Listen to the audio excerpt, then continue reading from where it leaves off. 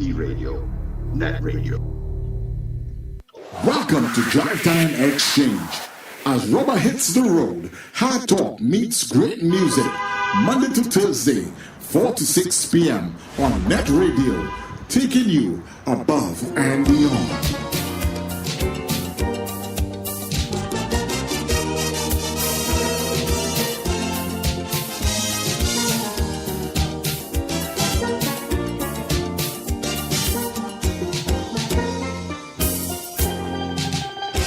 Out of vain, this culture was born. In life's shadowed places, the magic was born. Well, the tribes, they regrouped again, fought their wars on a brand new plane. And through their strife, their manhood was reborn. And so from all this bacchanal, life is now a festival. And you can hear the children sing. Hear them singing. This great song was written for the bandman, to all those who shown their dedication. Out of yesterday's rejection, onward to a new perfection. From a hunger came a feeling, from that field we shaped the street. So we sing a song of praise for those who helped to clear the path that we could see through. So now we children, they have a source. Very trin begonia of God, out of our money, 10,000 flowers bloom.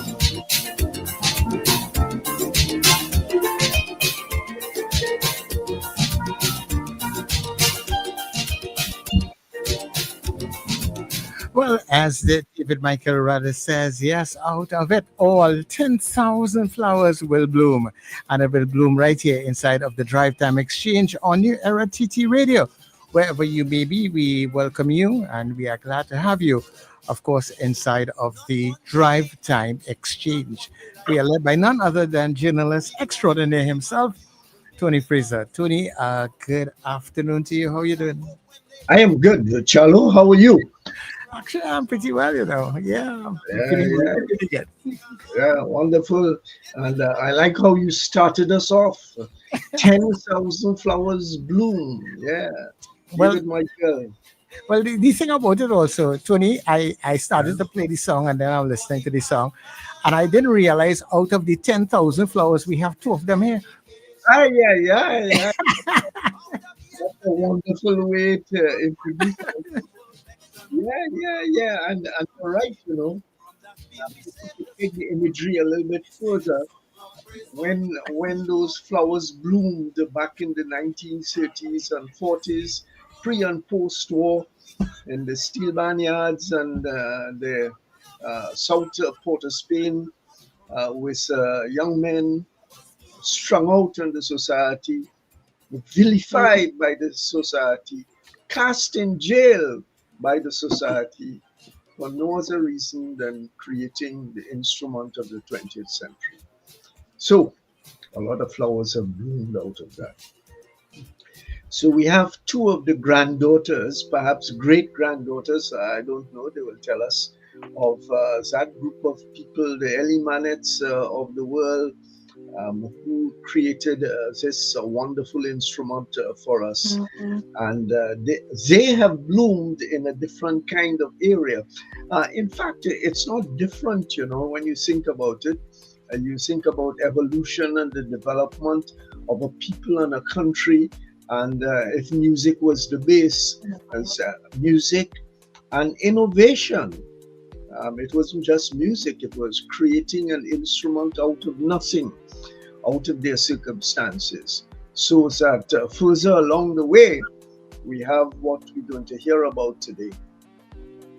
Financial capacity that can be for anyone in the society. I particularly like the thing about, people investing beyond the tradition has been.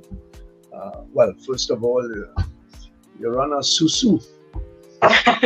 You run a susu, and everybody get a hand at the right point in time. I used to carry my mother's susu. I don't remember exactly, $5-10 on Oxford Street. I remember it like if it were yesterday. and when she get her hand, she could purchase something. So we've gone from that into the age of putting your money in the bank and praying and hoping that you get 0.01 in interest at some point in time. And of course, we've had the mutual funds developing over the period of time with the unit trusts. Well, I wouldn't say starting with the unit trust, because if my memory serves me right, Republic Bank had a mutual fund before that. But nevertheless, on a widespread scale, there came the mutual fund started by the Unit Trust Corporation. That was in the 1980s, 1983 or thereabouts. Prime Minister Robinson, his wife actually, an economist, was the one who engineered the whole business of the Unit Trust. I know because I did some work for them at that point in time, writing some documents and so on. So we've had that, and widespread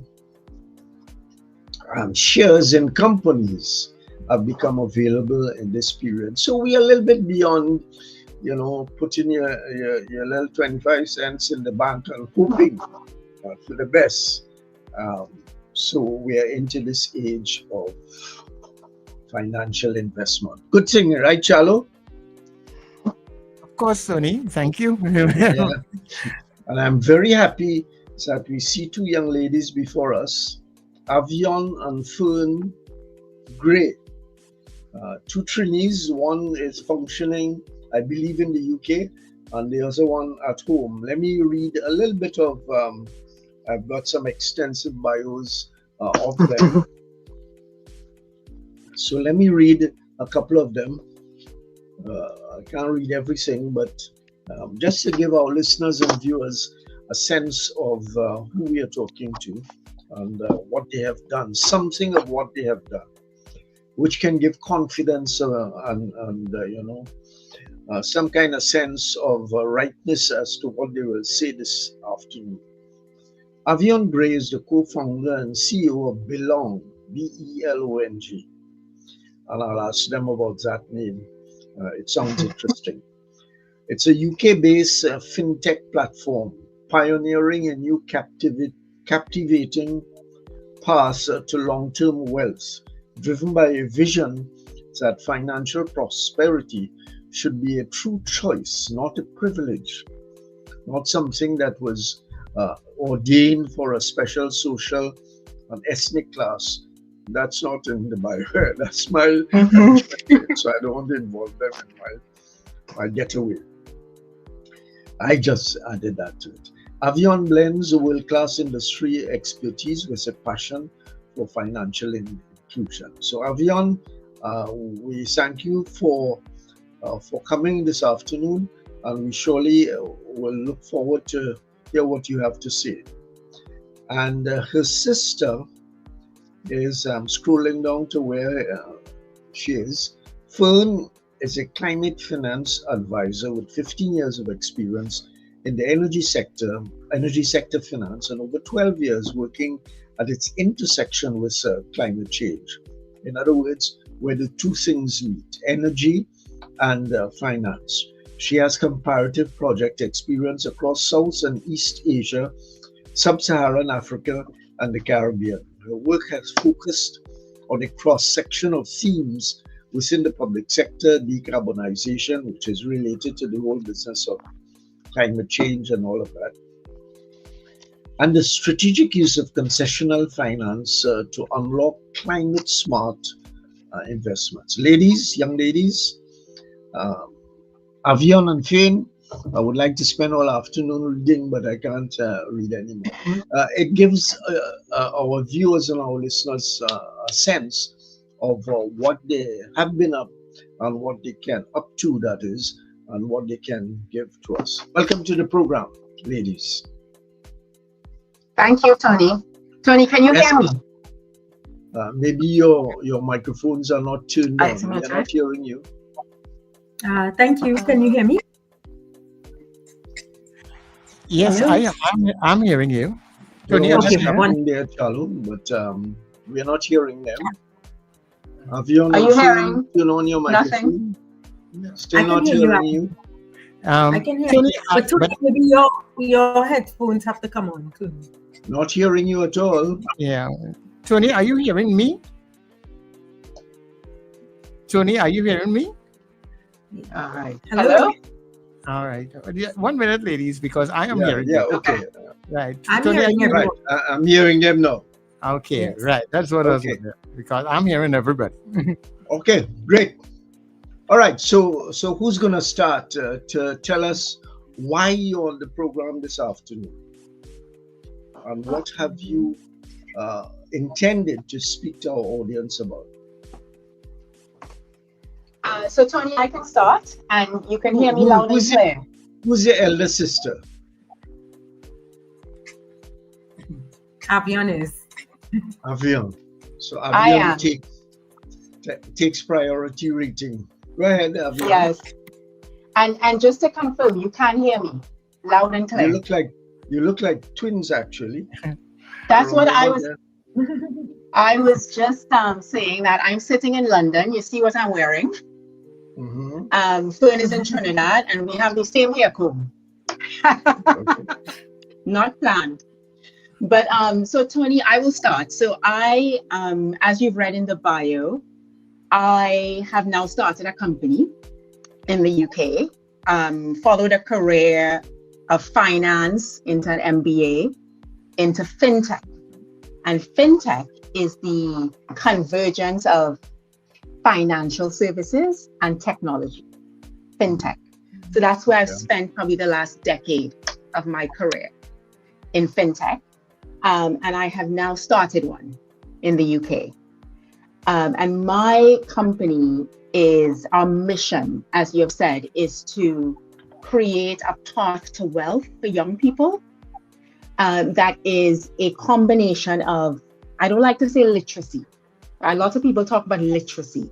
I think it goes further than literacy. Literacy is a part of it, but enlightenment, financial enlightenment and empowerment for young people to put them on a path to start thinking about long-term wealth building, long-term financial resiliency, right? When we think about our retirement and how we want to live, and starting when we're younger and we have time ahead of us for the money to grow and compound, right? And creating that path for people who do not necessarily come from wealth, right? And who did not grow up with that sort of background and had it instilled in them from a young age, right? So that is our mission. I don't know if you know this, but the millennial generation, which today, the oldest millennials are about 45, right? The youngest millennials are about 29. So between 29 and 45. The millennial generation is the first in history that are on a path to be worse off financially than our parents, right? First in history. Sorry, Right? say that again. Say that again. So the millennial generation, and I believe that a lot of this is also true for Trinidad and the Caribbean. But this headline, the research around this has really been spearheaded in the US and the UK, developed countries. But the millennial generation today in 2025, these are people between the age of 29 and 45. So born between 1980 and about 1996. And this generation is the first in history on a trajectory to be worse off financially than our parents, right? And one of the So let's stop at that point. Stop briefly, that is. Mm-hmm. How does that square with the reality of more billionaires per capita in the environment of the world today? Prosperity in the industrial north, west, and east. And there is so much, as your company is indicating, so much technology to allow people to move from where they are. They don't have to be in the industrial capital of the world to advance financially. So if you are saying that, given the data, and I trust that you've done the work and so on, and seen the data, that our children, my children, that is not yours, you're the young people, are likely to be worse off than I am at this point in time. How do the reality of the various things that we're talking about square?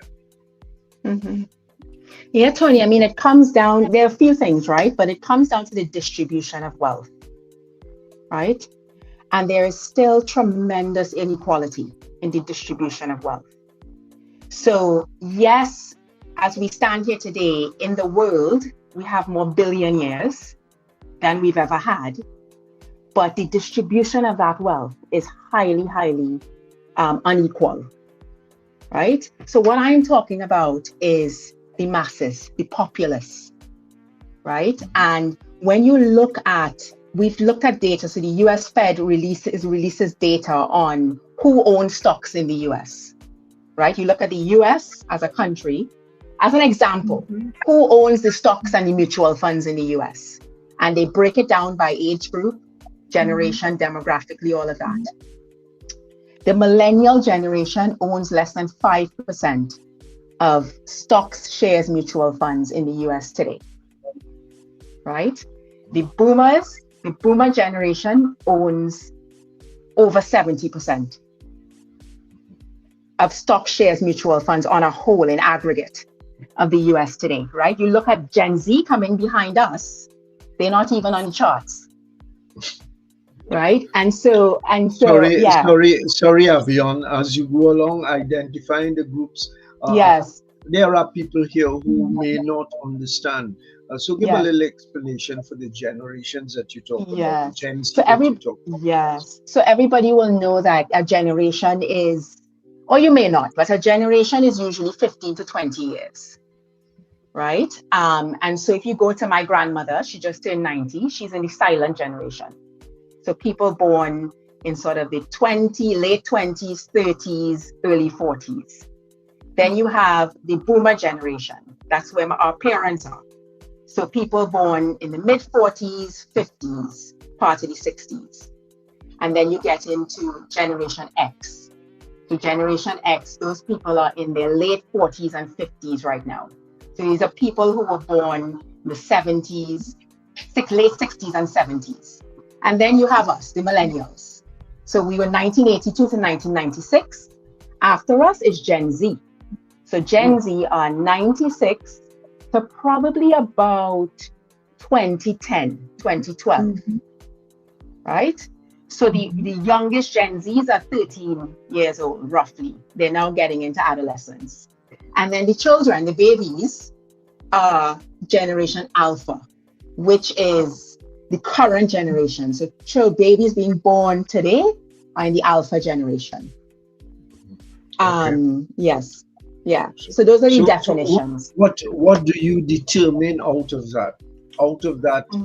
Relating of the figures and the generations, what do you do, relate out of that for my children who are in their 30s and the future, and my grandchildren who are 11 and 6 or something like that? What is facing them going down the road?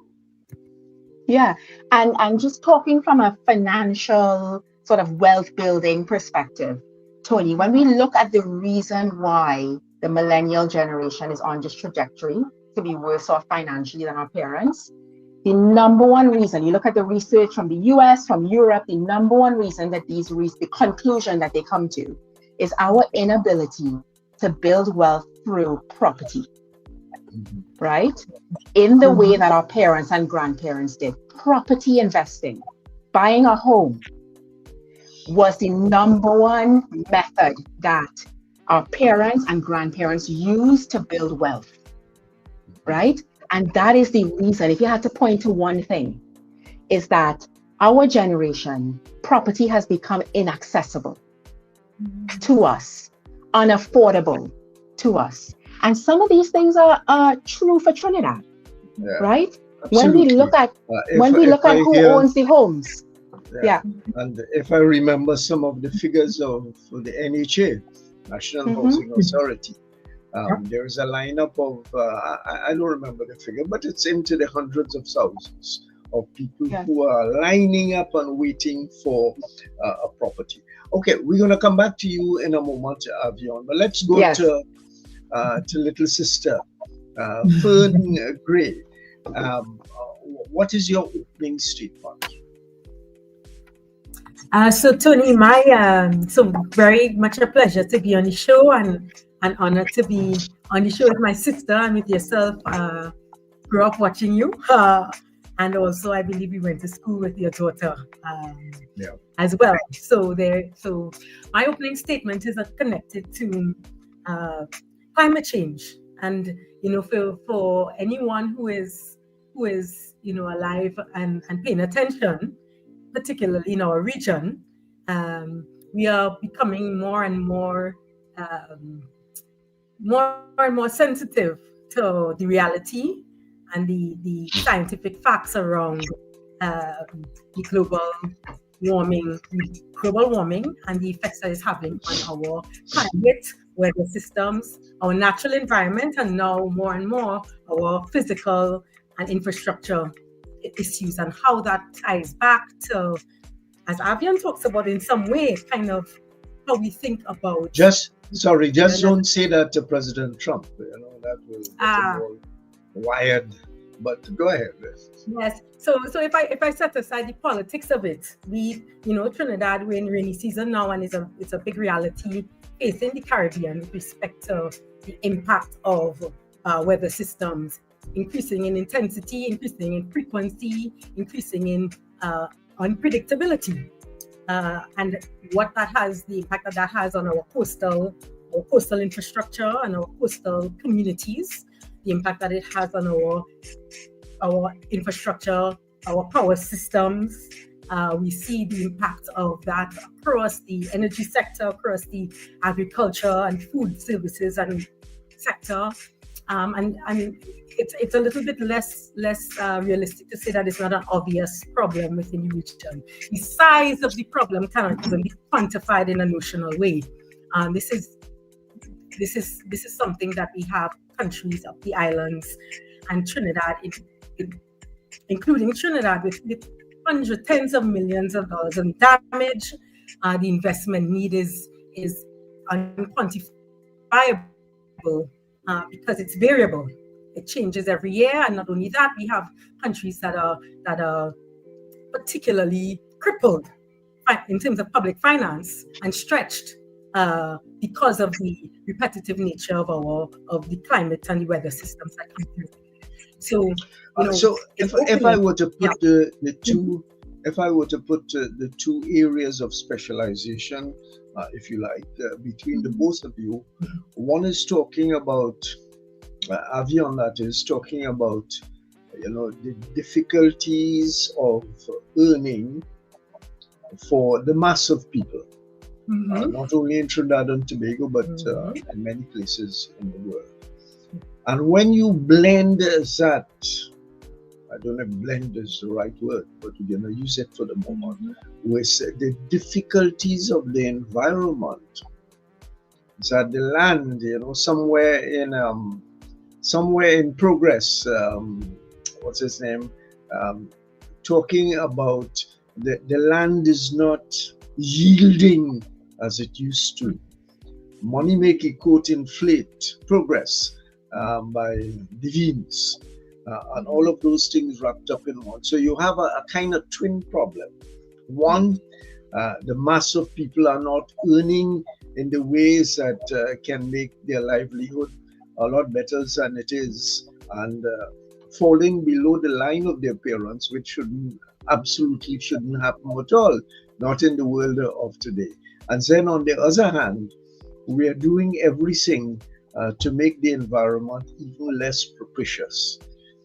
Question for both of you bright young people, not for old people like myself, is how do people with limited resources, as you've indicated, We're not talking about the fellows who can invest and who have big investment accounts abroad and so on. We're talking about people like myself and Sir Charles, who hanging on, right, like Snoopy. What do we do? What are the possibilities for moving from where we are to a different position? You take whichever one wants to take the question, or both of you, that's fine by me. Yeah, so Tony, so I will start. So I think it's very important to make a distinction between earning, right? So generating an income from a job, whatever, and what I am talking about, which is investing, right? So to the extent that you have excess cash, that you have discretionary income, right? We have to have our money set aside to pay bills, to make sure we have food, gas in the car, all of that. But anything up and above that, right? What I am saying is that we need to do more as a generation, young people, millennials and Gen Zs, to put that excess cash, whatever it is. It does not, there's a perception that it has to be a lot. You have to have a lot. When you start investing or thinking about investing your money, it has to be a substantial amount. And that is a misconception, right? So whatever we have to start with, that we start putting it to work in a way that it grows, right? And it grows in a manner that outpaces inflation, because that's really what you want to be doing. And for the people listening, inflation is basically the rate at which the prices of food and services are increasing. So you go to the grocery store, last year a bread cost whatever, $11. You go this year, it costs $15. So the rate at which, and we know that's happening. And your earning capacity remains the same in terms of dollars, but in terms of reality, it has decreased and declined. That's exactly it. So what you could have afforded with your salary last year, you find that this year, because prices have gone up, you're affording less, right? And so when we have cash now sitting in the bank or under the mattress, right? And it's not earning anything, right? But yet the rate at which the prices are going up is exceeding, the prices are going up, your cash isn't earning anything. You're actually becoming poorer. But Avion, the reality is that a whole, sector of the society, and I'm talking about Trinidad and Tobago. Britain can look after itself, and so too America. I can say about Trinidad and Tobago. Yes. It's that risk taking is not part of the cultural norm. Yes. As we indicated, you put your money here, security in a bank account, and you get your little 0.1, and you're cool with that. Your capital is there. And people who have needs, and they say, well, look, you could talk that kind of talk, but when we meet our expenses on a monthly basis, there isn't anything there left to invest. And if we take out a little $10, a little $100, we risk using that. Bright young sparks. Tell me how we deal with that problem. And that is true, Tony. What you just said is absolutely true. And that exists in the UK. That conundrum that you just described exists in the US, in the UK, it exists everywhere. There are people who don't even earn enough to cover their expenses on a monthly basis. So when I talk about excess, there's no excess, right? There's not even enough. And I understand that. And I don't expect those people to put their money into investments, right? The people who I am appealing to and speaking to and trying to empower and inspire are the people who have some excess, right? So when we look and get them to start thinking differently about this so that we break the cycle, right? So that we break the cycle. Let me ask Fern, how do you teach people, encourage people, I don't know what's the right word, to come out of themselves and take a chance. You know, I see it all the time. I go into a village, I go into a community, and I don't want to involve you, both of you, in my thoughts, but I go into Lavantil, I go into some other place, and the only shop in the area is owned by somebody from outside of the area. And I don't want to put water in my mouth to talk. You know that expression, a long time people business. Is a Chinese or Indian? What happened to the people in the village? So the question about that is, how do you develop that sense of entrepreneurship in the ordinary population? So in that, so you know, you keep pointing that question to me. Well, and this is not particularly my space. I think Avion might have a better viewpoint on entrepreneurship in particular. I know, but I don't want to leave little sister out. Of, otherwise, you all will charge me for being biased. So, yes, he said, let me come in. Yeah, no. Let me come in. I think we have a real opportunity here because and you know, whether I'm saying something that may be novel or not, but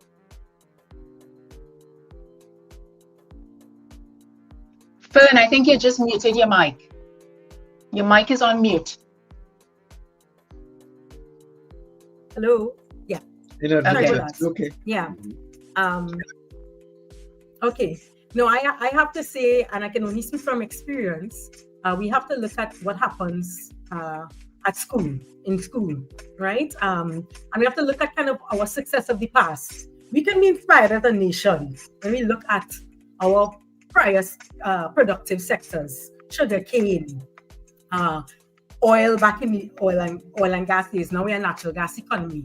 But looking at how we, as a country, have some of the best trained individuals because of the fact that we would have had natural resources and we would have gone back into the school system and trained our young people to be able to do some of the to really be deployed globally. And I may not be answering your question directly around entrepreneurship, but I'm going back to education, which is very important as a baseline when we think about how do we innovate and move from industries that were incumbent in our nation, and we kind of turn the corner to more of the disruptive industries, and sometimes we can't see the light of day. We don't know how we can really get involved, how we can really make it tangible. And you look at, and I come from the oil and gas sector in the past, and I look at the fact that, you know, we are really best in class. We have come over decades and decades and decades from upstream to oil field services. Our certain industries have developed vertically and integrated horizontally and so forth. And we have seen that industry come to full bloom and maturity. And we can see the same thing when we look at some of the other more I would say not new age, but some of the more disruptive industries such as climate is bringing upon in the agricultural space, in the infrastructure space, in the tourism space. So I would have to definitely say, Tony, that we have to look at what our young people are interested in at high school and university level. Getting folks to think about ecotourism, sustainable agriculture, studying engineering for nature-based solutions, going back and studying renewable energy technologies, and really retooling our young people. And there's quite a lot. What I think makes this conference, the Ignite conference, very special is that we're really looking at founders who are coming from the region with their ideas, with their very, very, very strong research base. But they're really trying to turn the corner in terms of financing and trying to turn the corner in terms of telling the story. And in telling the story, that's where we get the inspiration. And I think my observation has been that we've been missing that part of it. We have how do we tell that story, and how do we create how do we become creative around telling that story in the region and outside of it. Okay. All right. So So we are talking. Sorry, you wanted to say something else? I got your question on. Yeah, I understand what you've said. No, I said I'm not too sure if I hit on entrepreneurship in particular, but I hit on the. Yeah. Okay, so we are talking with Avion and Fern Gray. One is a financial wizard. Is there a female wizard with wizardry? Whatever the female is. And Fern Gray, whose focus is on the environment, and I suppose how we deal with finances in an environment, and that is particularly important for Trinidad and Tobago's economy, which is based on energy, the things that we take out of the ground and mess the air up with. And how do we, perhaps the question should be not for Fern, but rather for our economists and politicians and so on. How do we walk that line between being dragged down into, just to illustrate, a few months ago, there was an interview with the president of Guyana, Irfan Ali, on BBC. And the BBC, as I'm sure that you know, the Guyana has found its hydrocarbon reserves and is doing extremely well with them. And the question from the BBC interviewer was to the effect, you fellas are, funking up the environment. That's not his word, that's my word. The environment. And his response was to the effect, well, you fellas have done it for 500 years. And how do you want to use how do we not use our natural resources to advance our society?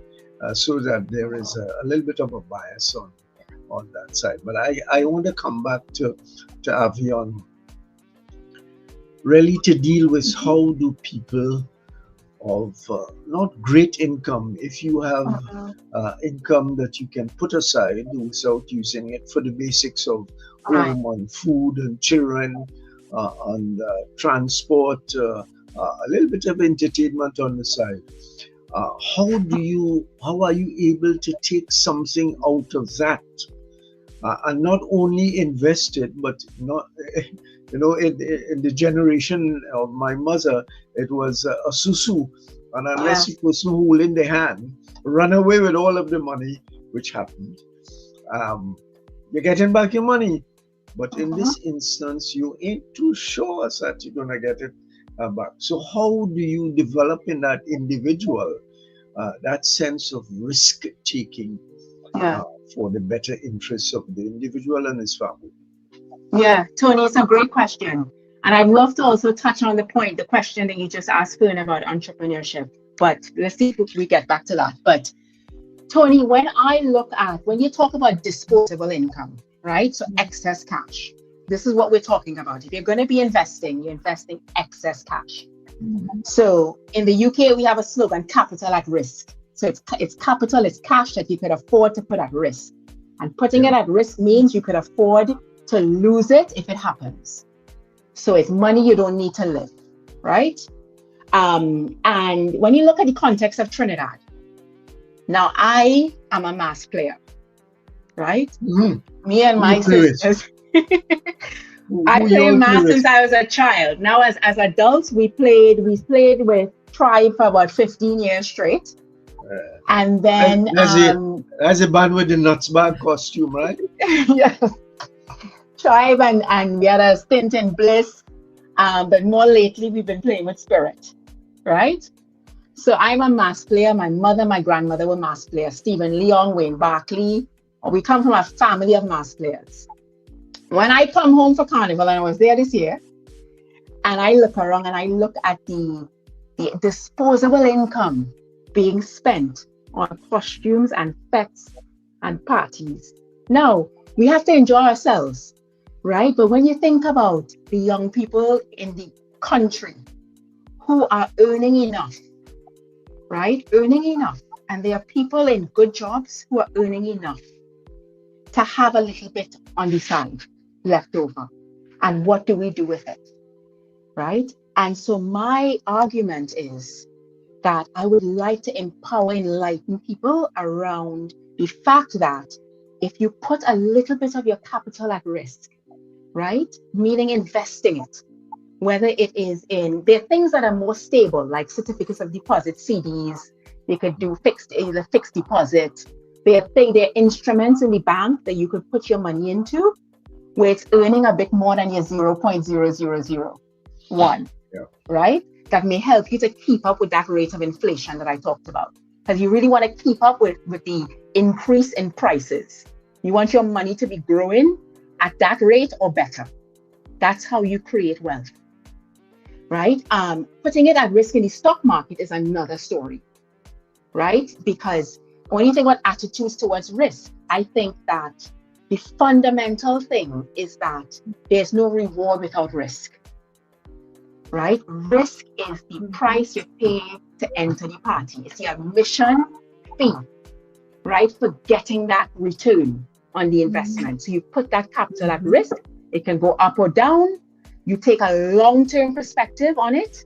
That's key. That is key. If you're looking to pull it out, put it in, take it out, put it in, get frightened, pull it out, right? That's riskier. But you take a long-term perspective on this thing. The S&P 500 in the US, I will get to that later. The Trinidadian system does not allow access to investing in like the S&P 500, mutual funds, index funds in the US, right? But that has grown at a rate of 13, 14, 15% annually over the last 15 years, right? So you put your capital risk, but you take a long-term view on it, and the trajectory is upward. As long as you can afford to leave that money parked there and invest it, right? The trajectory is upward. And so that's what I'm talking about, is that to empower people to think differently about the fact that the only way, there are 3 ways in my mind to build wealth. 3 ways, right? Not through saving in the bank, in the cash in the bank, but it's through property, like we talked about, buying a home, Tony, which is what a lot of our parents, and you look at who owns the homes in Trinidad. Who owns the homes? It is our parents. It's our parents. We rent in, or we live in home. Living Our for free, parents more like. living for free. So we have more disposable income, right? You see how it all ties together. So our parents own the homes, maybe our grandparents. So owning property is the one way to build wealth. You go, you borrow money from the bank, you put your little bit in, you borrow the rest, right? You pay your interest rate and the property value is going up, and that is yours, right? The second way to build wealth is through investing, what I talked about, right? Investing in the stock market, in equities and shares of companies. And the third way is entrepreneurship, which we touched on, right? Owning a part of a business. The latter point is a very significant point that we should deal with at some more length, because again, and as I talk about entrepreneurship, and I'm going to say that there is a certain social and ethnic class in the country who have been entrepreneurs, quote unquote, for a long period of time. I don't consider them real entrepreneurs. They're the buy and sell category of people who do not add real value to their investment. They make the most noise for the foreign exchange, but that's another situation. I don't want to drag you into my little thing there. But I would think, and Fern can join the discussion in this regard, you would need a serious education program for the persons who do not come from the traditional class of investors, to get people to understand is that you have to go beyond the checking bank account and say, you know, fixed deposit, which ain't too much better than the Exactly. kind of, Yes. of deposit in the bank. So how do you do that? Let me hear Fern on that score.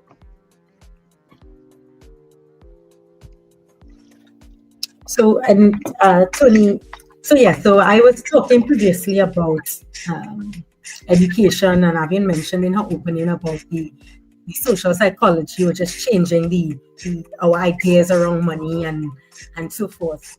And I'll have to say, kind of tying it to that, and you all chime in on this.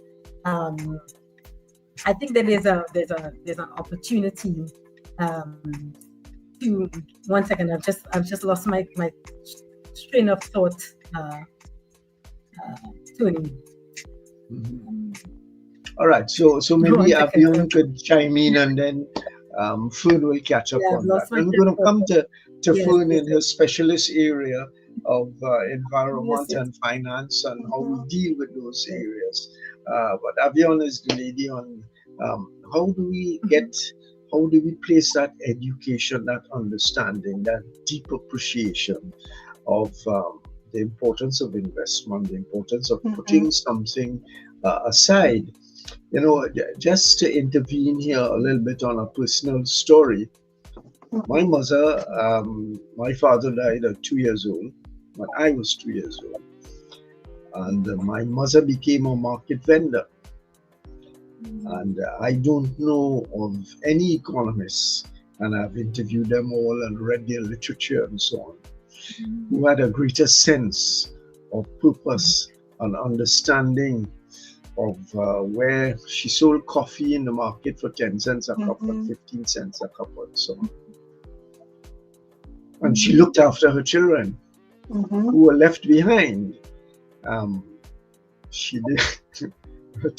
To say that she would pay mass would be really out of the book. That wasn't really within her vision. But she didn't spend a bad cent on the children. So the question is that, how do you educate people? You know, I remember Selwyn Ryan writing something about Creole people.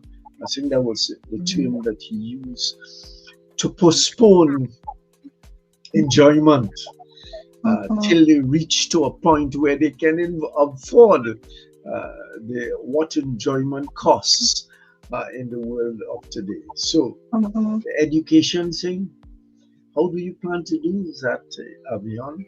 You have a task in front of you? Yeah, and Tony, it when you think, I think about it in two ways. I think about it in the youth, the children coming up, right? And then I think about it in the people who are already millennials, who are belongs customers. How do we get them off the sidelines? And so the children coming up, that's where we start, right? That's where we start. And financial literacy should be part of the curriculum in schools, right? When I think about, when you learn to read, when you teach a child to read, there's phonics. Everybody knows phonics is the first thing you do when you're learning to read. A, B, K, D, E, and you're sounding all the letters, right? And then you start stringing them together to read. There are phonics of financial literacy. They are the basics that our children should not leave high school in Trinidad not understanding. And there's two things, really, Tony, two things. The time value of money, which we talked about. The time value of money says that $1 today is worth more than $1 a year from now, right? Because prices are going up. So your money needs to grow at a rate the same or better than that rate that prices are increasing, right? That's the time value of money. You understand that? You're halfway there. And the second one is compound interest.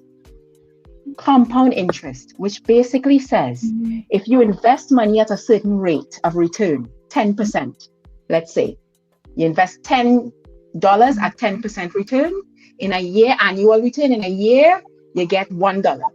That's 10%, your profit. So you end up with $11 in a year. Your 10 plus the $1 that you make in profit, $11. The following year, you're getting 10% on the 11, which means you're making now $1.10. And then the following year, you get 10% on yours and the profit. So it starts growing at an exponential rate. Compound interest says you make a return on your returns, right? And when you kind of string that together over the long term, your money grows exponentially. So those are two concepts, basic. If you understand those two things, that's the basics of financial literacy, right? And then when I think about the adults, right, who are the people who need to get off the sideline, who have excess cash, who need to maybe not buy the frontline feathers and put that money to work instead. It's really about empowerment. It's about them understanding that wealth investing is not just for the rich man, right? Living in Federation Park. It's for all of us, right? And you can do it. You can do it. You can be empowered to do it. And the awareness that you have a problem if you're not putting your money to work. Today, problem awareness is what I call it. That we can't be walking around anymore uninformed, apathetic about this, that you must, in order to put yourself on a trajectory to financial resiliency when you're older, you must put your money to work. Avion, let me ask you a personal question. Avion and Fern. Yeah. How did you realize the importance of what you're preaching now? Yeah. What made you, was it the school? I don't know when you went to school, but I don't know how progressive. I went to school a long time ago. How progressive the curriculum was, so that you can get an appreciation of all of it. Yes, you learn the technical aspects of finance and money and the environment and so on later on in your professional life.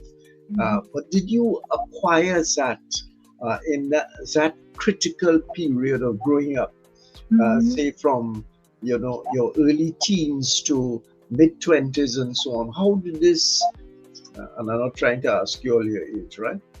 How did this awareness wash over you? Fern, you want to go? Yeah, so I'll go. I have a little story because we have our parents, and Avian will touch on this as well in her experience. But our mother was an entrepreneur, and she used her hands, she used her gifts to make products and sell them and get money.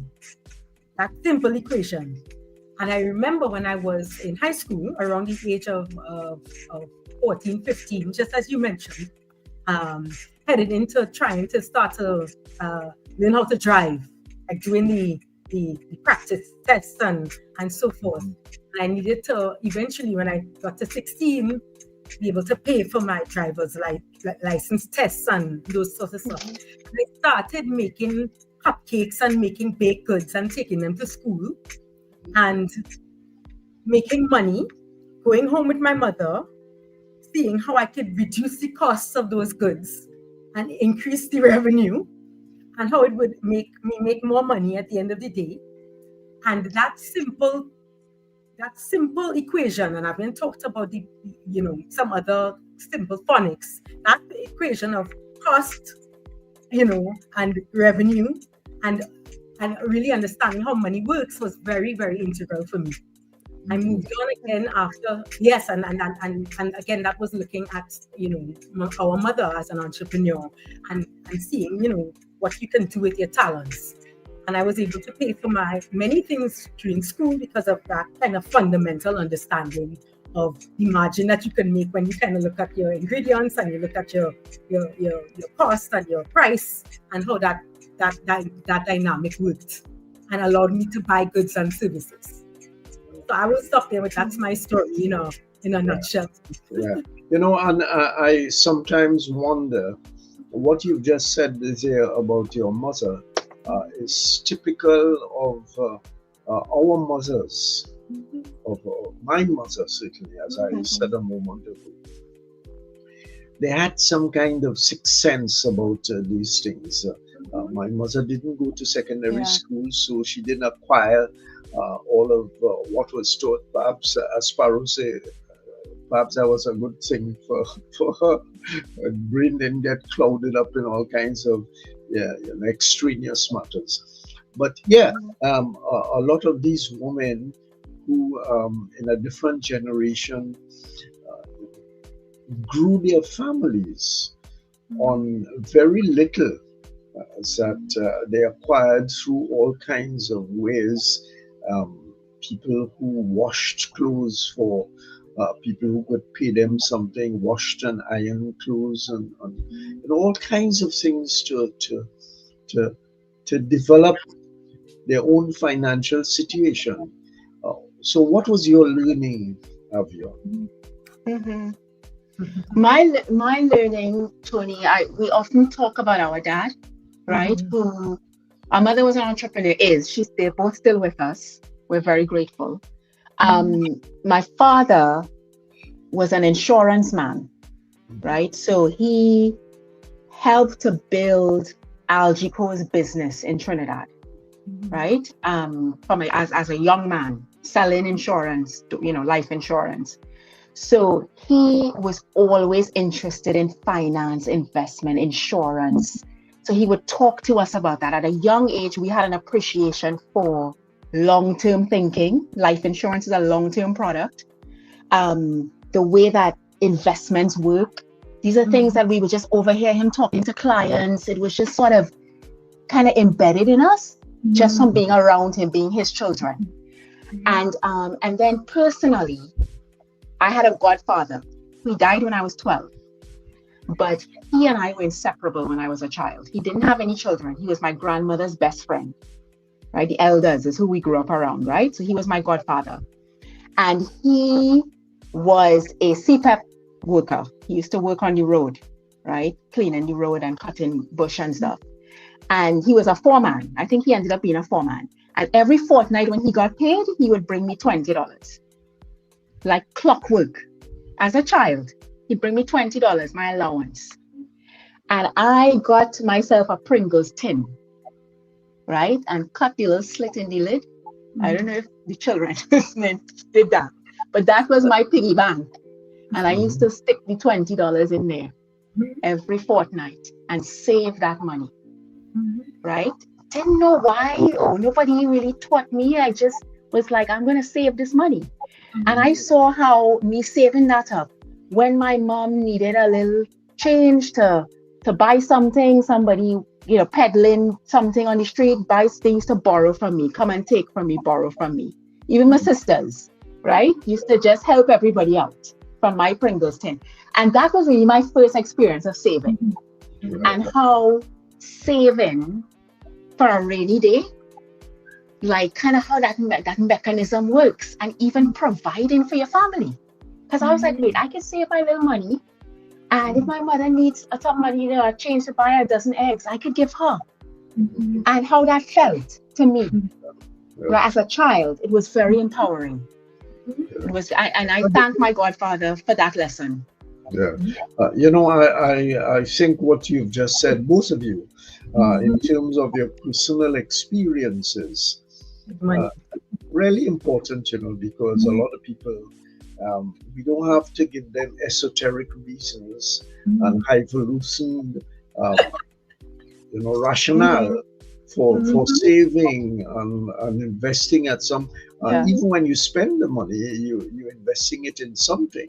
It depends on what you spend it on, of course. Right. So I think that's really important.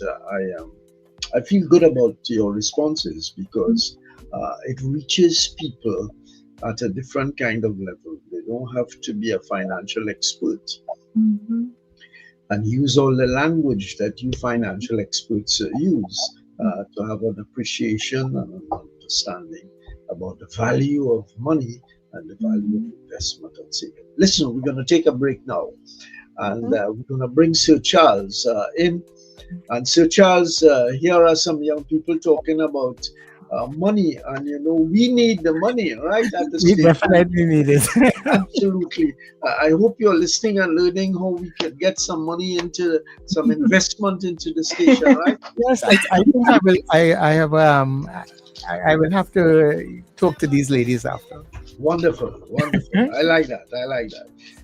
Call them afterwards and talk to them and Definitely. earn get some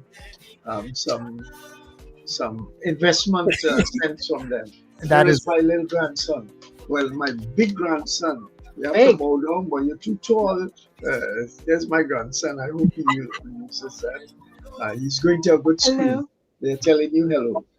So you have to wave to them. Hi. Right. Hi. Nice to meet you. Okay. All right. So Charlo, take it over, and we're going to come back to it in a moment. All right. It's the late in school today, boy. You know what?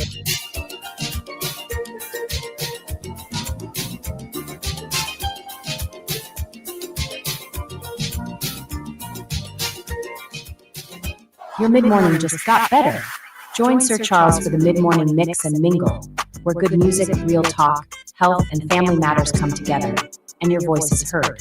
Whether you're at work, on the go, or just taking a break, this is the perfect mix to keep you engaged, informed, and entertained. The mid-morning mix and mingle, weekdays, 9 a.m. to 12 noon on New Era TT Radio, Net Radio. Don't miss Furniture Plus Inventory Blowout Sale. Get up to 65% off in-store and online. Enjoy massive savings on furniture, appliances, and more. Hurry, this deal won't last. Shop now and save big at Furniture Plus.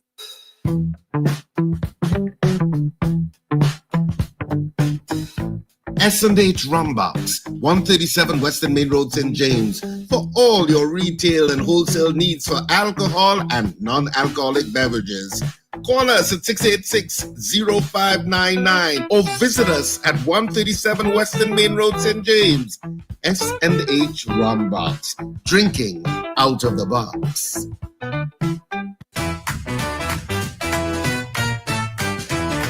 Advertise with us on New Era TT Radio, the fastest growing streaming platform for talk in Trinidad and Tobago.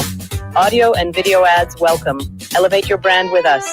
Connect with us at NewEraTTRadio@yahoo.com or call us at 299-5156. Now what are you waiting for?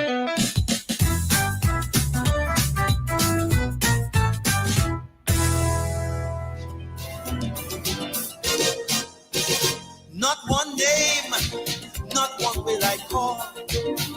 Because the all right, people. So I welcome you back to the Drive Time Exchange here on Power 102. What am I saying? Power 102. I'm going somewhere else now.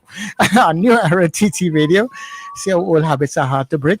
And we are here inside of our number 2. And of course, yes, it is the Drive Time Exchange. People, remember, you can get us all day, every day at NewEraTTRadio.com. We stream all day, even on holidays. And you can also get us on New Era TT Radio on TuneIn. And we are streaming on YouTube. We are also streaming on Facebook. And you can get us in the morning time for our breakfast show. We are also on Gael Caribbean TV. So just put us in between there. And of course, you can get us. Of course, if you'd like to advertise with us, give us a call, 281-1315, because we need the money. So Tony, absolutely. And thank you, Charlo. Just to indicate our listeners and viewers, and Charlo, you do the invitation here. If they want to join the discussion, we have Avion and Fern Gray, and they are talking about financing and in the environment, financing on the one hand, and environment and climate change, and how we deal with all of those situations that are coming towards it. So, Charlo, give them an invitation if they want to join the discussion.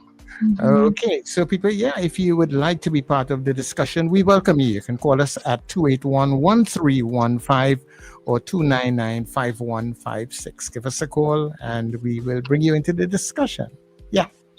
Wonderful. All right, so where do we go from here? What are the investment possibilities Avion especially, you have talked long and hard about the requirement for investment to move us from where we are not dependent on, traditional, even back to the susu days and regular savings and checking accounts. Checking accounts, you get nothing, absolutely nothing for it.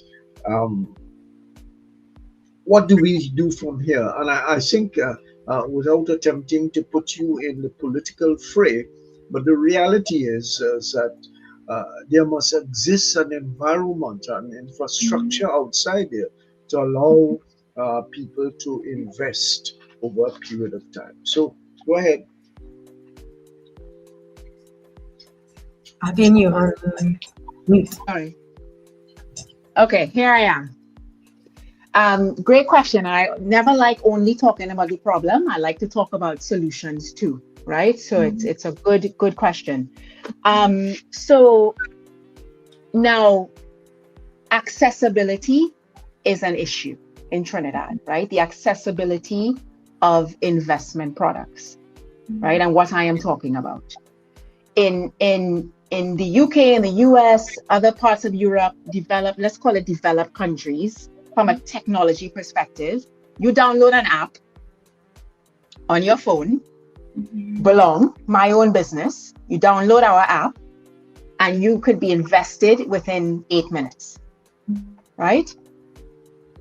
And so accessibility is an issue in Trinidad, right? I don't think that sort of access exists, and that's what we need, right? But that is maybe a longer term appeal to the banks, the financial system, financial services sector, right? To take us a step further when it comes to accessibility. You shouldn't have to go into the branch upstairs, always upstairs, upstairs to sit and speak with someone and have a certain minimum amount of cash to be able to invest, right? And so I think that is definitely an issue, but there are things we can still do now, right? So there are things that we can still do now, right? You mentioned the unit trust, right? You mentioned the unit trust. The unit trust has mutual funds. They may be, most of them are Caribbean focused, but still it's investing in shares in companies, right? Over the long term, the trajectory is upwards in the value of those shares. So there's mutual funds. Banks have products that return something higher than just what you're talking about in a checking account, right? There's certificates of deposit, there's fixed deposit products, right? So it's a matter of going into your branch, right? Speaking with someone, asking a question, enlightening yourself about what products are available. We ask the question, we get the answers, right? But there are products available for us to start, right? And remember, the goal is to have your money grow faster than the rate that prices in the grocery store are going up at. That is your goal. And there are products out there, but we have to go in. We have to ask the questions, and we have to figure out the steps, right? So that's my appeal. Okay, Avion, beyond the narrowness, and we know that the stock market in Trinidad and Tobago is quite narrow, that it has a limited number of stocks on sale, as it were, for investment. What of the international market? What is available to us here in Trinidad and Tobago to invest in big international corporations in Europe, in the United States, and wherever? Are there possibilities there? They're very narrow, Tony, still, right? I know the unit trust has a US money market product, right? There may be some challenges with that in terms of FX, but they have that, right? But when you start talking about US stocks, like buying Apple, Microsoft, Tesla, these are companies that are massive companies doing well. Their trajectory is upward, right? There's not much access in Trinidad. So is it possible at all to gain access to investment possibilities from Trinidad and Tobago through the always available online possibilities? Are there any real possibilities there? Yeah, it has to That be I the can one. go online. I can Yes. go online and invest in a stock in Europe or the United States or Australia or wherever. Yeah, because we have, the short answer is no, right? And there's a reason for that. So because we have all sorts of international money laundering laws and sort of identity laws around identity, who's investing, who's moving the money, and this is to prevent money laundering, right? Investments, it really needs you need to be open an account in Trinidad where you are properly vetted, right? So even on Belong, when you sign up you download our app, you have to take a picture of your ID, we ask you who you are, we run a check, right? So you need to be vetted in Trinidad, open an account there and vetted, and whoever you open the account with needs to create that access for you to then invest your money from Trinidad into international companies, stocks and shares. So that innovation needs to start in Trinidad. It needs to be homegrown, right? And there's a massive opportunity there. Yeah. Right? But of course, with the massive opportunity, there are equivalent risks involved because, a word from a political leader of one kind or the other can trigger everybody into panic. You must drink a lot of tea, dear. I do, Tony. That's a huge you've grown into the British ways of drinking tea. Yes. Yeah, I am saying that it might be a little bit foreboding for the ordinary person to think, even if you get through and somehow make an investment, which you've said is very difficult in an international corporation on one of those investment possibilities. It must be quite intimidating to even attempt to do that. Would you say? Well, Tony, the first step is really the literacy, the understanding, the enlightenment, right, around what I'm talking about. The next step is the access, right, which we need to solve. That is something that it is my hope for Trinidad and the region that if I don't solve it, which might happen, that the financial services ecosystem in Trinidad takes us to that next level of access. There's the access. And then the third step is excess cash. It needs to be excess cash, right? And once you have those three things, excess cash you could afford to put to work over the long term, right? Once you have those three things, Tony, I believe it's wide open, because the first, and I experienced this personally, I believe the first time you invest in a company or in an index fund or whatever, the S&P 500 or company, Tesla, whatever, and it goes up a bit and that thing drops a little bit and you feel that panic and you feel that, oh good, I invested $1,000 and now it's worth $850, that panic, right? And that's where a lot of people panic and sell. So you sell when it drops a little bit and you lost your 150 and that will never come back. Right? But the first time you ride that out, you stay, you hold on, which is what I'm talking about. Belong. You talk about the name of my company, Belong. Belong and then belong. And you ride that dip out and that thing go back to 1,000 and hit 11, 1,200, and that feeling you get, you can't, that's priceless. I'm going to come back to you with that in a moment, but I must go to your sister to hear. She's in the environmental era, and tell me something about, let me don't dictate to you or suggest to you, dictate is the wrong word, suggest to you anything. What have you come to tell our viewers and listeners this afternoon? Well, this is your arena now. Yes. So I definitely want to touch on something we spoke about earlier, where I did a little break here. Around, we were talking about how do we create in the young people a mindset around how do we change how we look at some of these issues. I've been talking about financial inclusion and participating in markets, and in my case, how do we participate in what seems like with climate change something that is unavoidable, and we're in the passenger seat for the ride, and we don't know how we can participate in something that seems like it's inevitable, seems like it's uncontrollable, which the climate is, and there is an element of the climate that we cannot dictate how it's going to impact us. What I would really want to tell the listeners today is the element of community-based action. We spoke about, you spoke about, the large corporations and participating through, large projects and stuff that may seem inaccessible to the average person on the street. They seem inaccessible to the average person in terms of inspiring them to change a behavior or even have a business opportunity. And where I see a great opportunity with respect to climate change is in the community-based responses and community-based action. We see now with, at least on the political side, where we have CPEP workers who have come offline, and we've seen where we have overgrowth in our drainage, for example, that's perpetuating and exacerbating the impacts of the excessive rain.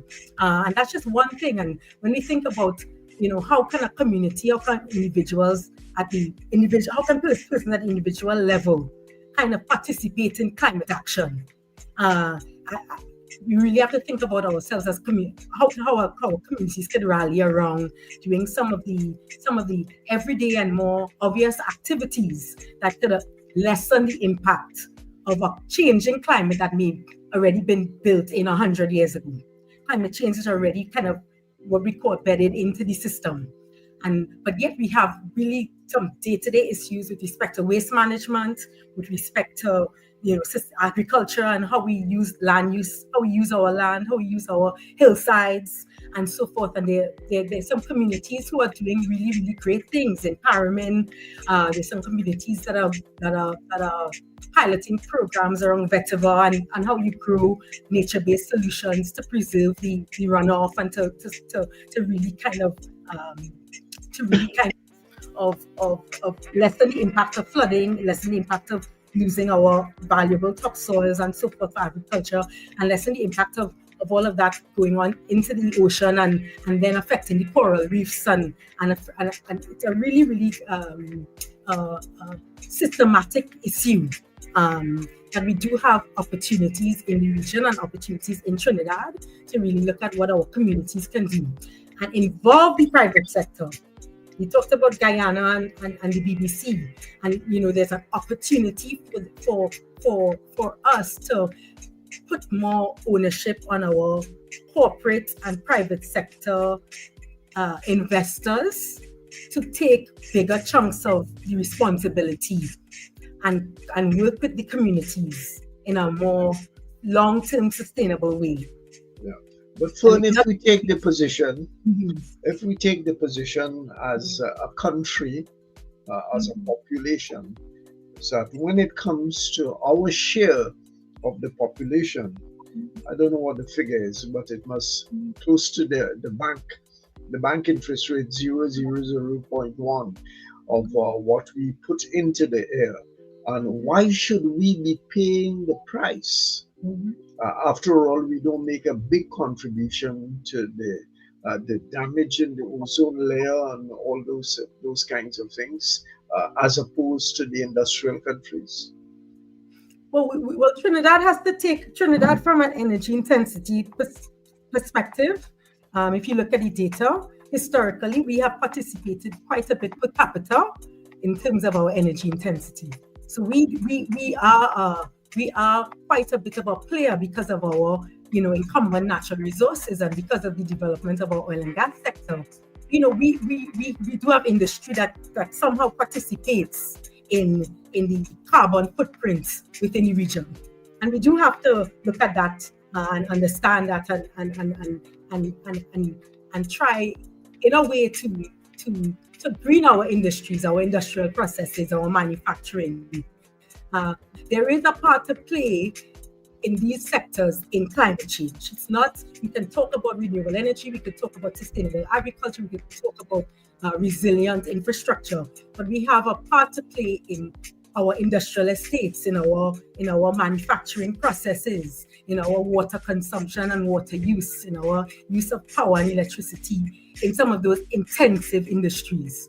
And so, there are opportunities to green the industrial processes, and you're seeing it happening in Korea. You're seeing it happening in some of these other countries where they're doing green industrial estates. They're doing, they're looking at the processes. They're looking at energy efficiency, which is a huge opportunity for Trinidad, but it's not oftentimes discussed. How we can use our natural gas, our electricity that we get from natural gas, in a more energy efficient way through cleaning our processes, retooling, and innovating in the actual oil and gas sector. So innovation is not just something for renewable energy. Innovation can happen across the energy spectrum. Innovation can happen, we see, in upstream in terms of carbon capture and sequestration, in terms of what do we do with gas flaring. There are companies in Nigeria, there are companies in some of these other jurisdictions who are literally turning heat energy, waste energy, heat energy from manufacturing processes into electricity. So there are ways for us to participate if we look at it a little bit more holistically, and we look at really some of the low-hanging fruit. There is low-hanging fruit that we can address at the policy level to become a more energy efficient nation. And then at the community level, just to finish, at the community level, look at the impacts of these things in flooding and the coastal erosion and stuff. How we could ban with through public-private partnerships with the corporations to actually build community-based solutions. Yeah, and I know there was a danger. I'm not too sure if it still exists, when the industrial countries were attempting to move the damage to the ozone layer, calculated not on the basis of quantity, but rather on a per capita basis. And a country like Trinidad and Tobago, given its size, its small size and small population, but really it's huge is an overstatement, but it's significant industrialization. And if you were to make that calculation on that basis, we could be ranking high amongst those countries which are degrading the international environment. So it's something that we have to be careful about. Yeah, and I want to make sure and caveat it with, as a small island and a small state and a small island economy, we are highly susceptible. And so yes, the impact of we cannot take full not just full responsibility, but full responsibility for kind of global warming. But there's something that can happen, and you speak about the individual at the individual level, at community level. And I do think our corporations we can innovate outside of the conventional social responsibility kind of frameworks that we've been using, that have been very, very, very valuable to looking at supporting social and cultural context and so forth, and start to think, well, we have infrastructure needs. We have infrastructure needs now. We have needs that are changing now because we're trying to be resilient to climate impact. How can we bring our corporations at the local level to really play a little bit more of a deeper role in infrastructural kind of security within the different communities in which they operate? One of the concerns I have is when comes very apparent when I drive along the Bisam Highway and that dump that is there. And there are several others. There is one in Claxton Bay, which is in a terrible condition. And I don't know what we're going to do in that regard. Yes, so waste management is a very, very it's a wonderful opportunity we have to think the issue that we have is that we have open dumps. And so when you think about the design of a waste management facility to be able to turn waste heat to energy, to be able to really use the wet and dry waste that we get from our cities and from our communities, and to be able to transform that waste in a way that is sustainable and can even be used to power the waste plants and so forth. We have an issue with design because we have these incumbent open dumps that now have to be redesigned, and then we need to almost even move some of them to then create the right system and the right infrastructure within those facilities to deal with and treat with wet waste, dry waste, and how that can be incinerated and so forth to create heat energy, to be what we call really use the waste to multi-use of waste and so forth. So we do have a kind of incumbent issue in design of our dump systems, and that's a huge opportunity, but it will require again another level of investment. And we have countries like Jamaica. Jamaica is doing some great work in terms of trying to convert through brownfield projects their dumps. Okay, so we are talking with Fern and Avion Gray. One is talking about finances and the need to save, yes, but to invest, to move out of the range of inflation, so that the trade unions. It's a well-known thing in Trinidad and Tobago, and I suppose trade unions everywhere. They talk about cost of living index, to move the average worker beyond the increases in the food that you buy, the clothes that you wear, the vehicles, etc., among other things. So Avion has been talking to us about how we can get wise and save and invest to assist our future. I promised to ask you about something, Avion. It has gone out of my old mind, so I don't know if your young mind have you taken it in? Do you remember what I promised to ask you about? No? Well, I feel yes, I remember. Okay, I was going to say, I feel if an old man, you can forget an old man for forgetting, but it's minutes to 11 in the night here. That's true, Avion. That's a long time. Avion, you wanted to ask what the genesis of the name of your company belong. That was that it, Tony? Yeah, that's one of them. That's one of them. Was one of them. Yeah. So there's a triple entendre in the name. And to break down what that means is the name is a play on words, right? And there's 3 different plays on words in the name. Mm-hmm. Triple entendre is what they call it. And so our mission is to create a movement, right?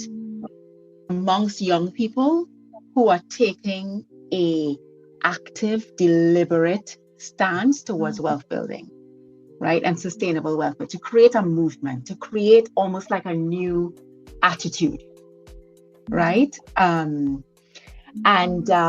so we call it a movement. So there's belong to the movement, right? Just belong to this movement that we are creating. And a social, a cultural attitude as well around young people taking the stance, right? To be more deliberate and conscious about their financial futures. And then the second meaning is be long-term in your thinking. And I alluded to that earlier. So be long. So we have a play on, there's a mantra that goes, fortune favors the brave, right? That's just a saying. So we have changed it to fortune favors those who belong, right? Be long-term in your thinking. And then the third kind of play on words is just be long the stock market. So to go long investment is to buy and hold, right? We call that going long in the financial services world. Going short, shorting is selling, So belong, buy and hold. So there's a triple kind of play on words. Yeah, very important. My interpretation of it, I think you've included it in the official interpretation, is that to think that we belong, all of us, we belong to the investing community of our country. The riches of the community, we share in it. I saw that was my own interpretation of it. Yes. I don't know if it fits into what you're saying, but yes, it does. I want to feel that I belong to. Yes, and that fits into the first play on words, Tony, because gone are the days where we believe investing is not attainable. Right? We have people on belong, customers on belong. Avion and your sister, little black people like you all, are you all brave enough to get involved in this white people business? That is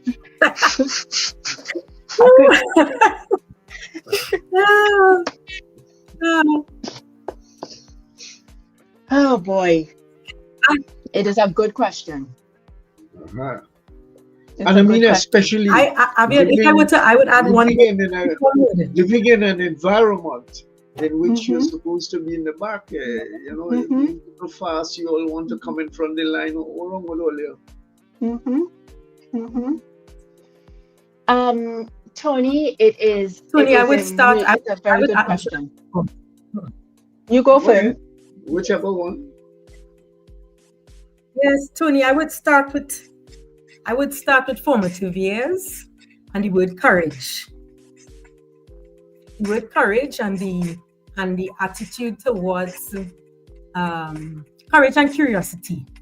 Those two words, I would say, were words that were very early on in formative years, and we're talking about, I would say, high school. And this is why I think when we think about some of these things, we really have to start to bring some of these programs out of the tertiary level and into the secondary level of school. Some of these innovation hubs, some of these Kickstarters, we need to start to give the younger folks a little bit more of an opportunity, because not everybody's going to go to UWI, not everybody's going to go to a tertiary level, but at the level of high school, those formative years, courage given by our parents, and the limitlessness of what we were taught in terms of what we could be and where we could go and what we could achieve. That was a narrative at home, and it was something that we saw played out. My father, as Avion mentioned, could travel to many parts of Trinidad and Tobago and talk to people and engage with people and make connections and interpersonal relationships. And that takes an act of courage. Our mother always told us, no one is better than us. We are not better than anybody. We should be able to walk into a room and approach someone, be courageous. And then the curiosity that comes with going through your formative years. And for me, I loved geography. I loved economics. I had a very, very good economics teacher at Bishop Hansley High School in sixth form who was on fire for economics. And she was also participating in politics. So, we have to remember that we can still be inspired. There's a lot of negativity around the school system and what is wrong and what is going wrong in the country. But there are seeds that can be planted at the right times. And I believe it's in high school. And so a lot of these programs, a lot of these corporations need to kind of come down into some of these in the secondary level of the school system, because that is when seeds are planted, in my opinion and in my experience. Yeah. Avion? For me, I think it is part of it is innate, honestly, Tony. Part of it is innate. I was born, my character, right? Anybody who knew me as a child and my journey, I was always daring, courageous. People call me an overachiever, which I don't like that term. But and so I left Trinidad after lower 6, took it upon myself to study for the SATs at night, and got a full scholarship to go to Howard University in DC.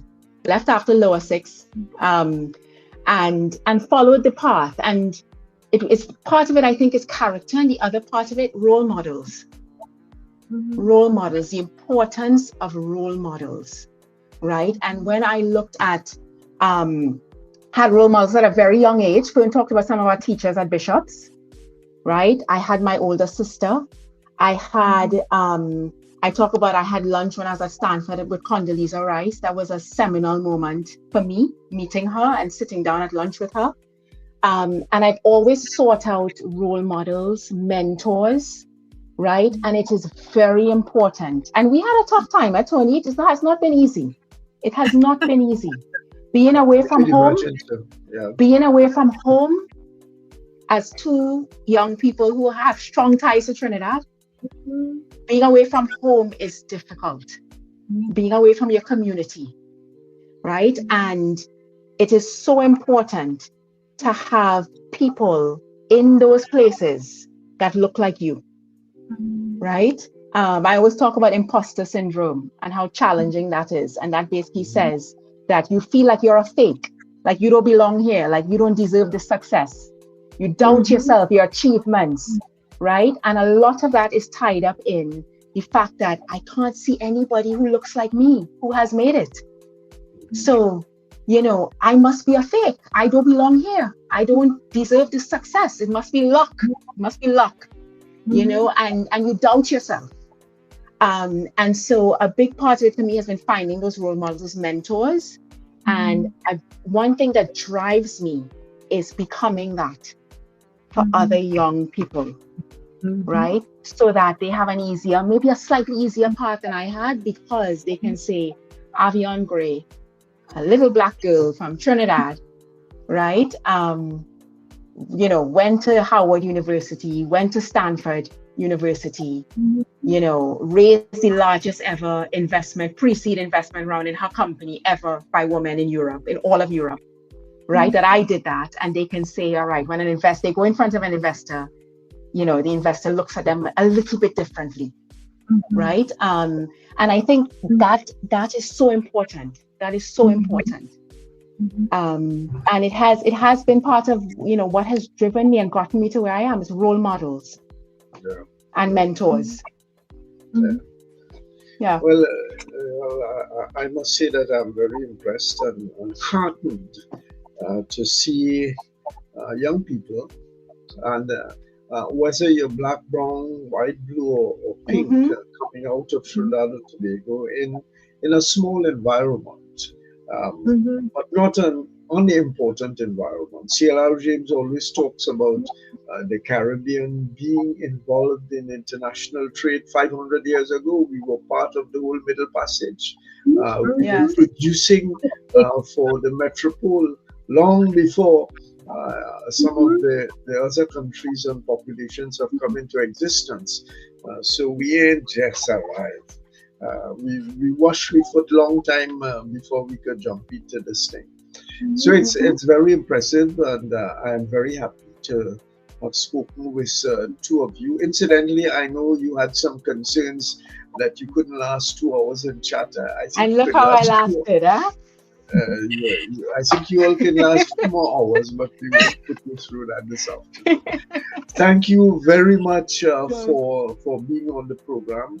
And I had intended, if you fell short, to talk about 2 other matters, international matters, which are very important. One of them being the whole question of the continuing validity of the UN at the Security Council level, and all of the wars that the massacres, the genocidal wars going on in different parts of the world, and the Security Council, strangled by its own membership, can do little about it.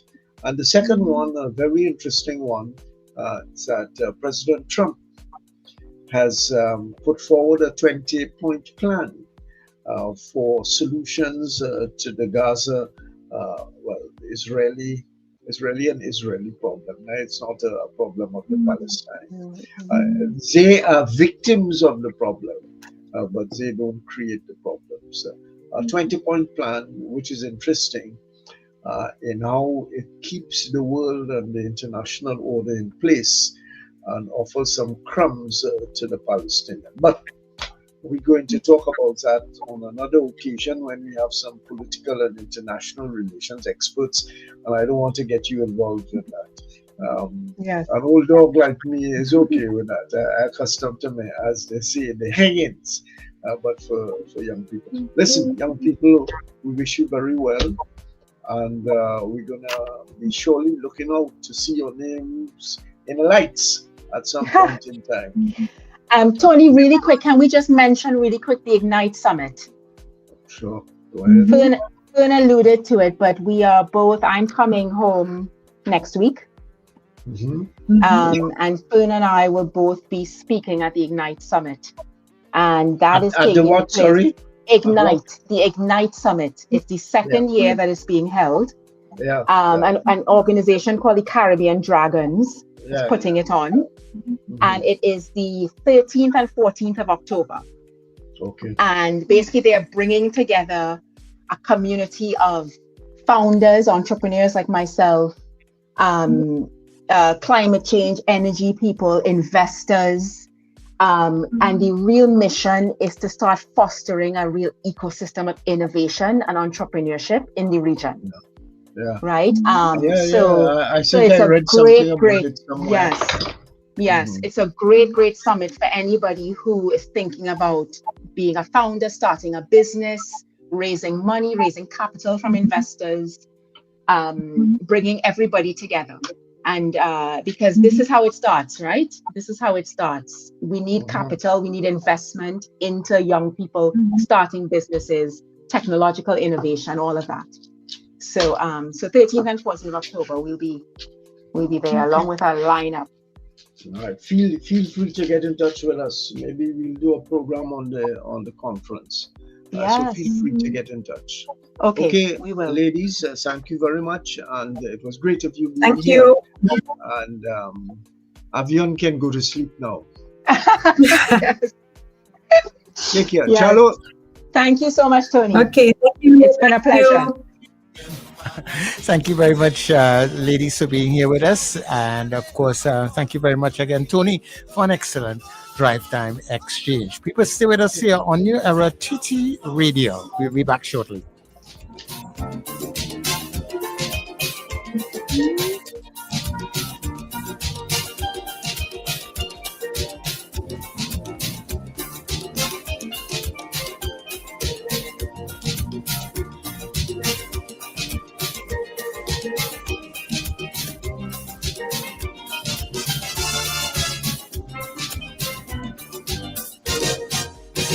Not one name, not one will I call, because the name of you will make the others seem small. But I hope when they hear my song, it will keep them proud and strong. And the ones with a man might just shrug and sing along. And anytime we catch him doing that, we could beat his chest, and that's a fact. Cause we know this song could never be in vain. Let me sing it. This praise song was